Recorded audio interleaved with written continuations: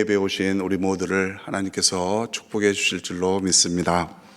성령님의 역사로 문제가 해결되고 잘 되는 역사 이루어 주실 줄로 믿습니다.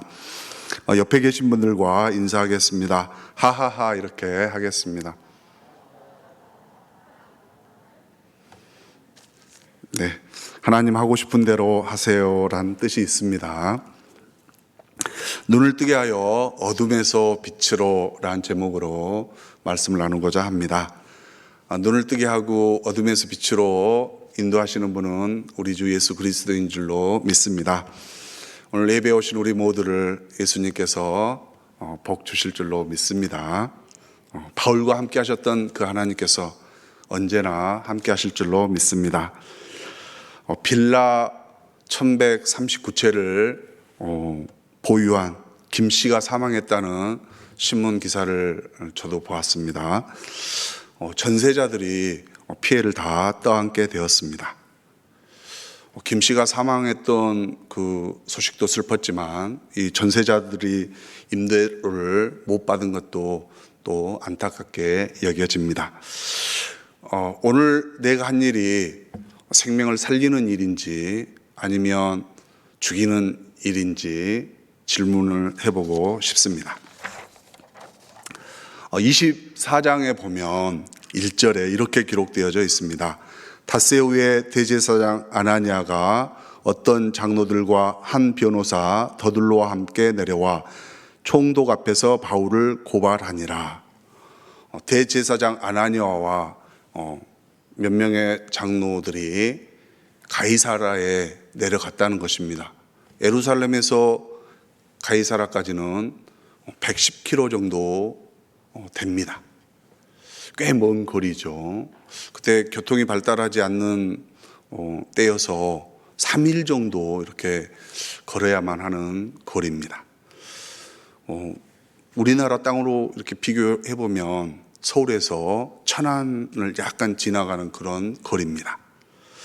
근데 대제사장 아나니아가 예루살렘에 있어서 자기 직무를 수행할 텐데 가이사라에 갔습니다.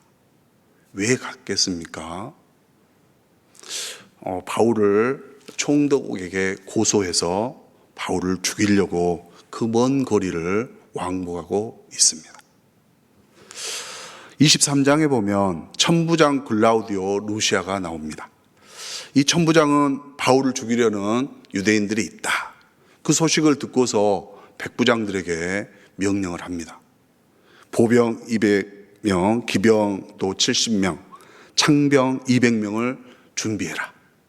그리고 나서 완전 무장을 한 다음에 바울을 예루살렘에서 가이사로 호송을 합니다.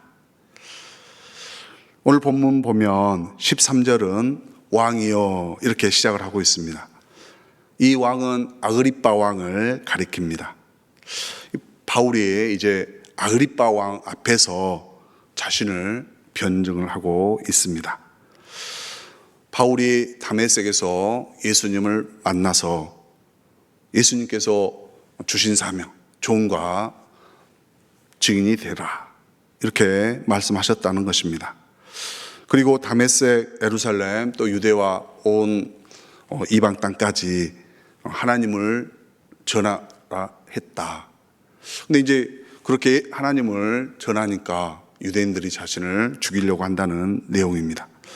특별하게 다메섹에서 예수님께서 바울을 만나주시는 이 사건의 내용은 사도행전 9장과 22장, 또 오늘 26장에서 언급되고 있습니다.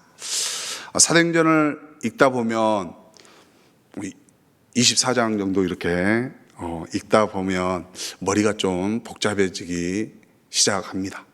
저는 그렇습니다. 네, 28장까지 있는데 24장 오면 이제 벨릭스가 나오고 25장 가면 베스도가 나오고 26장 가면 아그리빠 왕이 나옵니다. 이렇게 세 사람이 이렇게 나올 때 머리가 좀 까매지면서 아무 생각이 좀 안 나게 되죠. 저만 그런 것 같습니다. 이 벨릭스와 베스도는 로마 총독입니다. 우리가 예수님을 십자가에 못 박혔 했던 빌레도와 같은 그런 역할을 하는 사람입니다. 벨릭스의 아내는 24장 24절에 보면 두루실라라고 기록되어져 있습니다. 그리고 이제 그 후임으로 베스도가 총독으로 오고, 그 다음에 오늘 26장에 이제 아그리빠 왕이 나옵니다. 그리고 이제 베스도의 취임 인사차 아그리빠 왕이 버니게와 함께 이렇게 인사차 와서 오늘 특별하게 바울의 변증을 듣게 되는 것입니다. 오늘 소개되는 아그리빠 2세는 왕은 아그리빠 2세입니다. 아그리빠 1세는 누구냐면요, 12장에 보면 베드로를 옥에 가두고 요한의 동생 야고보를 이렇게 죽게 했던 그 왕이 아그리빠 1세입니다. 감옥에서 이렇게 이제 넣고 죽이려고 했었죠. 근데 이제 그 아그리빠 1세는 벌레에 먹여서 죽었던 그런 사람입니다. 그 다음에 이제 아그리빠 1세의 아버지가 또 누구냐면요, 헤롯 안티파스라고 세례 요한을 이렇게 죽인 왕 있죠. 헤로디아와 결혼했다는 것을 세례 요한이 책망하자 그를 죽였던 왕이 헤롯 안티파스. 오늘 아그리빠 2세의 할아버지 되는 사람입니다. 또 그 위에 이제 징조 할아버지가 누구냐면요, 헤롯 대왕. 마태복음 2장에 보면 동방 박사가 이제 예수님의 탄생을 축하하기 위해서 왔는데, 동방 박사가 이제 다른 길로 이제 얘기 안 하고 가죠. 그때 헤롯 대왕이 화가 나서 2세 이하 어린이들을 죽인 인물입니다. 쭉 보면 아그리빠 2세, 1세, 헤롯 안티파스, 그 다음에 헤롯 대왕. 그리고 오늘 또 벨릭스라는 그 총독은 24장 26절에는 이렇게 기록하고 있습니다. 동시에 또 바울에게서 돈을 받을까 바라는 거로 더 자주 불러 같이 이야기하더라. 이태가 지난 후 보르기오 베스도가 벨릭스의 소임을 이어받으니 벨릭스가 유대인의 마음을 얻고자 하여 바울을 구루하여 두니라. 네.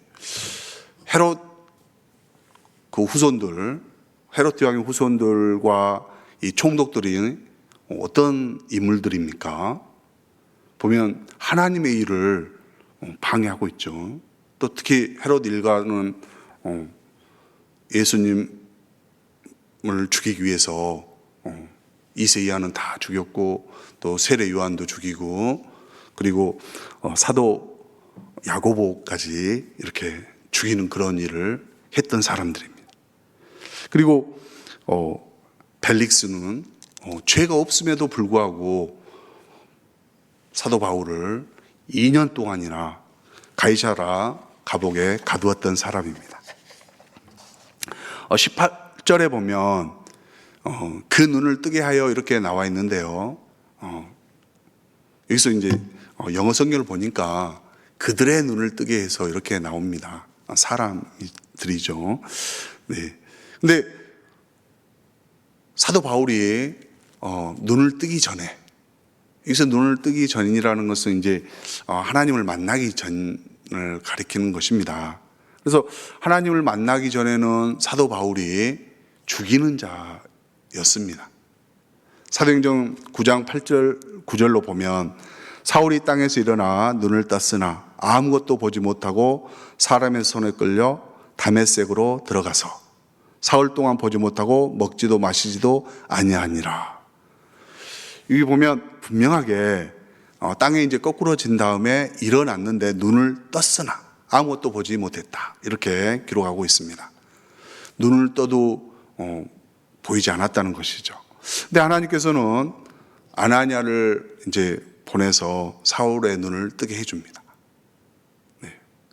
그때 이제 사울의 눈에서 비닐 같은 것이 벗어서 다시 보게 된지라, 이렇게 기록하고 있습니다. 들어도 듣지 못하고 보아도 보지 못할 때가 있습니다. 바울도 예수님을 만나기 전에는 예수님을 몰라보고 예수 믿는 성도들을 핍박을 하고 쫓아다녔었습니다. 그런 바울도 우리 예수님은 어떻게 합니까? 살려주시는 것이죠.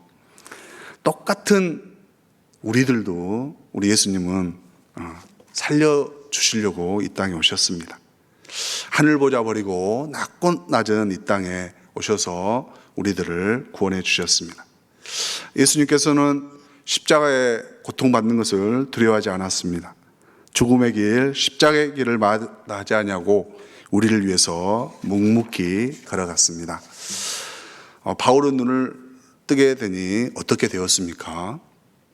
바울을 눈뜨게 한 것은 하나님의 목적이 있습니다. 오늘 우리가 읽었던 15절부터 18절을 우리 다시 한번 같이 읽어보겠습니다. 한 목소리로 읽어보겠습니다. 내가 대답하되 주님 누구시나이까? 주께서 이르시되 나는 내가 박해하는 예수라. 일어나 너의 발로 서라. 내가 내게 나타난 것은 곧 내가 나를 본 일과 장차 내가 내게 나타날 일에 너로 종과 증인을 삼으려 함이니 이스라엘과 이방인들에게서 내가 너를 구원하여 그들에게 보내어 그 눈을 뜨게 하여 어둠에서 빛으로 사탄의 권세에서 하나님께로 돌아오게 하고 죄사함과 나를 믿어 거룩하게 된 무리 가운데서 기업을 얻게 하리라 하더이다. 아멘. 바울을 종과 증인의 삶을 살게 하는 것이 하나님의 목적입니다. 유대인과 이방인들에게 기쁜 소식을 전하는 자가 되게 하는 것이 하나님의 목적입니다. 그 복음을 전하도록 하나님은 어떻게 하십니까? 도우셨다고 분명하게 22절에 기록하고 있습니다. 하나님의 도우심을 받아 여기 서게 되었다. 이렇게 기록하고 있습니다. 바울이 1차, 2차, 3차 전도여행 때도 누가 도우십니까? 성령님께서 도우셨다는 것이죠. 죽을 고비를 여러 차례 만났었고 또 특히 감사하게도 동역자를 이렇게 붙여주셨습니다. 또 성령의 역사로 병 고침을 이렇게 함께 해주셨다는 것입니다. 바울은 어느 순간에도 어떠한 상황 속에서도 하나님께서 도우셨다는 것을 잃어버리지 않았습니다. 감옥에서도 또 오늘 아그리빠 왕 앞에서도 변론하는 그 자리에서도 하나님께서 도우셨다는 것을 고백하고 있습니다. 판소리 명창 박동진 장로라는 분이 계십니다. 네. 이분의 고백은 내가 하나님을 믿게 된 것은 우연이 아니다. 1968년 판소리 흥부가를 5시간 동안 완창을 했다고 합니다. 또 이어서 이제 69년에 춘향가를 8시간 동안 완창을 하고 또 심청가를 6시간 동안 완창을 했습니다. 이때 이제 국내외 또 세계 언론들이 대서특필을 했습니다. 그러던 중에 초동교회 조향농 목사님 그리고 극작가인 주태익 씨가 예수님의 탄생 고난과 부활이라는 것을 판소리로 해보자고 제안을 했습니다. 이전에는 믿지 않았지만 대본을 읽는 그 순간에 감동을 받았다는 것입니다. 대본을 읽으면서 예수님은 전 세계의 모든 백성들을 구원하기 위해서 이 땅에 왔다. 이 사실을 알고 크게 깨달음을 얻었습니다. 특별하게 높은 모자를 버리고 우리를 위해서 이 땅에 왔구나 하는 그 말에 또 감동을 받았습니다. 그 이후로 예수 믿는 꼴통 예수쟁이가 되었다 이렇게 고백을 합니다. 박동진 장로님도 믿기 전에는 눈이 떴으나 예수님을 모르는 사람이었습니다. 그러나 눈이 뜬 다음에는 고향 공주에 교회를 세우고 후학을 양성하는 사람으로 바뀌었습니다. 이 일은 오늘 말씀 읽었던 18절 죄사함과 예수님을 믿어 거룩하게 된 무리 가운데서 기업을 얻게 하니라. 이 말씀과 같이 정말 믿고서 거룩한 무리 안에서 기업을 얻는 사람이 되었다는 것입니다. 사도행전은 1장부터 28장까지 성령님의 역사가 나타나 있습니다. 특별하게 가이사라 이 지역을 생각을 해보면 8장에 보면 빌립 집사가 나옵니다. 빌립 집사는 사마리아에서 복음을 전했다, 이렇게 기록을 하고 있습니다. 그리고 에티오피아 내시에게 복음을 전했다, 이렇게 기록을 하고 있습니다. 근데 8장 40절에 보면 빌립은 아소도에 나타나 여러 성을 지나다니며 복음을 전하고 가이사라에 이르느니라. 네. 성령님께서는 특별하게 이제 빌립 집사를 가이사라에 머물게 하고 있습니다. 그리고 21절 8절에 보면 21장 8절에 보면 이튿날 떠나 가이사라에 이르러 7 집사 중 하나인 전도자 빌립의 집에 들어가서 머무르니라. 사도 바울이 이제 예루살렘을 올라오는 도중에 가이사라에 이르러서 빌립 집사의 집에 들어가서 머물렀다고 기록을 하고 있습니다. 네. 빌립 집사를 가이사라에 인도하시고 또 사도 바울이 이렇게 그 집에서 머무르게 하시는 것도 누구의 역사일까요? 성령님의 역사이십니다. 네. 근데 이 가이사라는 정말 중요한 그 곳이죠. 우리가 읽지는 않았지만 사도행전 25장 27절에 보면 이태 동안 사도 바울이 빌립보 감옥에 머물렀다고 기록되어져 있습니다. 2년이라는 시간 동안 다른 기록은 없습니다. 사도 바울에 대한 다른 기록은 없고 그냥 이태 후에 오늘 이렇게 나오는 것이죠. 사도 바울이 아무것도 하지 않는 것 같지만 우리가 놀라운 것은 사도 바울과 함께한 누가가 있지 않습니까? 네, 누가가 누가복음 쓰신 거 아시죠? 누가가 사도행전 쓰신 것도 다 알고 계실 것입니다. 저는 이 이태 동안 누가가 빌립 집사를 자주 만났다고 생각합니다. 만나서 뭘 했겠습니까? 빌립 집사가 사도행전 1장부터 12장까지 정말 누가는 이 예루살렘에 지금 딱 한 일주일 정도 와 있는 것입니다. 누가는 유대인이 아니지 않습니까? 그래서 이 시기에 2년 동안 열심히 빌립을 만나서 사도행전 1장부터 12장까지의 내용을 열심히 듣고 기록을 했습니다.